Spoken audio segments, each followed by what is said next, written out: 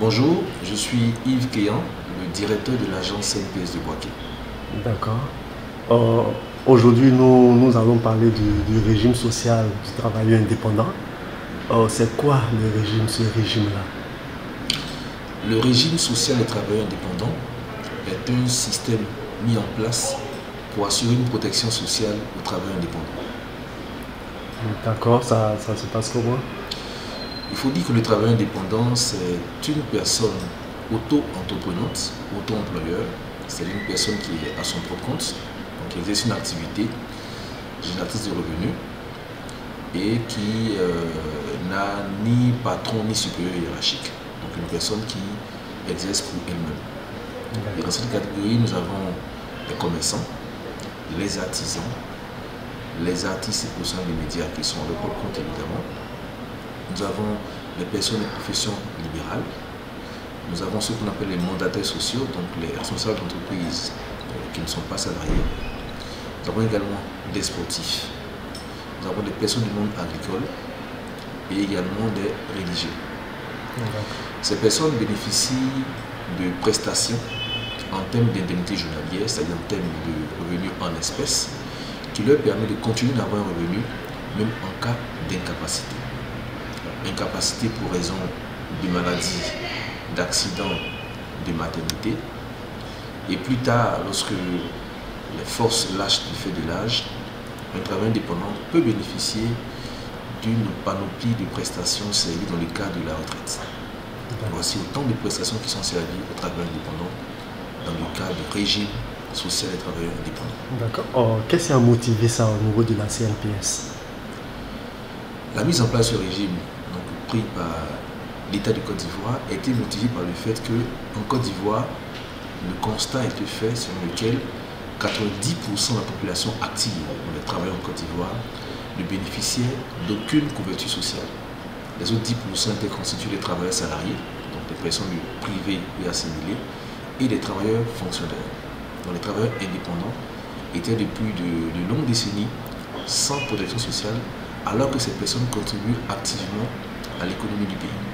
Il fallait leur apporter à ces personnes-là, elles aussi, une protection sociale. L'objectif, c'est bien sûr apporter. L'objectif, c'est de prémunir le travailleur indépendant contre la perte de revenus. Tout à l'heure, je l'ai dit, un travailleur indépendant qui est victime d'une maladie ou d'un accident, qui de manière temporaire est incapable de travailler, ou une femme travailleuse indépendante qui, pour des raisons de maternité, ce sont des personnes qui, pendant un temps, ne pourront pas exercer leur activité. Alors qu'étant leur propre compte, sans ressources, il est difficile pour ces personnes de continuer à s'occuper d'elles-mêmes et de leur famille. Il fallait rapidement mettre en place un mécanisme pour leur permettre de continuer à avoir des revenus, même en cas de cessation d'activité temporaire. La politique de ce régime-là a été lancée depuis quand? Et puis, au niveau du monde rural, est-ce que vous avez cette facilité-là? Alors, les premiers tests ont été pris en 2019, donc, à travers une ordonnance prise par le président de la République. Il s'en est suivi rapidement un décret d'application de la loi de l'ordonnance et un arrêté ministériel en 2020. Et la CNPS, à qui l'État de Côte d'Ivoire a bien voulu faire confiance pour gérer ce régime, a commencé la phase pratique à partir de 2021. Donc nous avons commencé déjà à travers les lancements officiels dans toutes les zones où la CNPS est implantée, à informer les différentes autorités et également toutes les corporations professionnelles. Au niveau de l'agence de Boaké, donc qui couvre les régions de Boaké, du Hambol et du Béret, le lancement officiel a été fait en 2022 et nous avons aussitôt commencé à rencontrer le corps préfectoral, donc les différents préfets de région, les préfets de département, les sous-préfets, également toutes les fêtières, donc les présidents des commerçants, le président de la chambre des métiers, de la chambre du commerce et les principales associations. Concernant le monde rural, l'agence de Boaké a initié une opération qui a débuté pendant la période de Pâques 2024, qu'on a dénommée Pâques et nous le fait. Pendant cette opération, nous avons sillonné les localités de Diabo, de Botro et de Bodogo.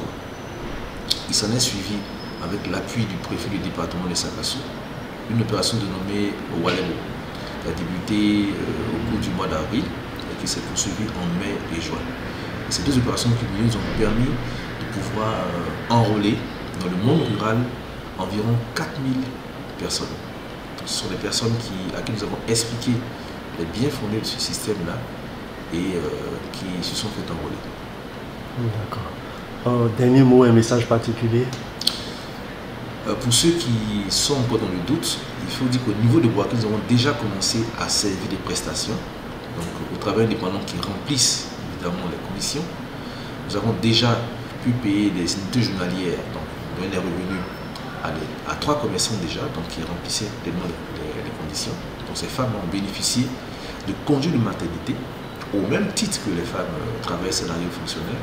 C'est-à-dire qu'à 7 mois et demi, ces 3 commerçantes ont arrêté de travailler pour prendre soin d'elles-mêmes et de leur bébé. Et pendant ces 3 mois, la CNPS leur a versé le revenu qu'elles ont déclaré comme un revenu mensuel au niveau de la CNPS pendant 3 mois et demi. Donc c'est une réalité. Vous avez également dû voir la CNPS au Bouaké récompenser des travailleurs indépendants qui non seulement sont immatriculés, mais mieux, cotisent. Nous avons, dans ce cas-là, récompensé les meilleurs cotisants pendant la CAD 2004. Nous avons offert des tickets d'entrée au stade à certains travailleurs indépendants. Nous avons également offert des tickets à certains concerts majeurs dans la ville de Bouaké.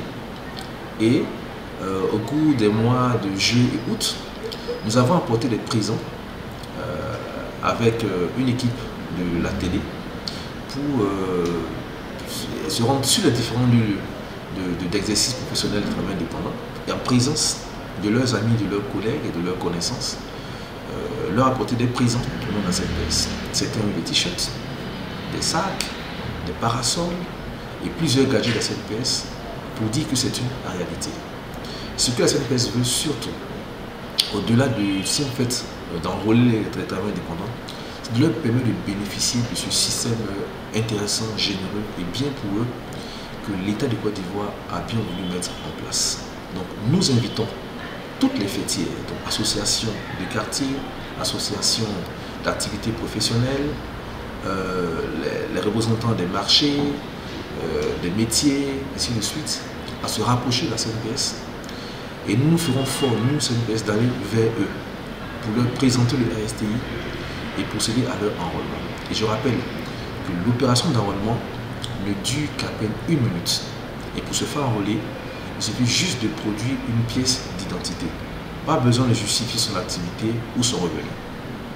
Nous accordons foi à ce que le travail indépendant dit.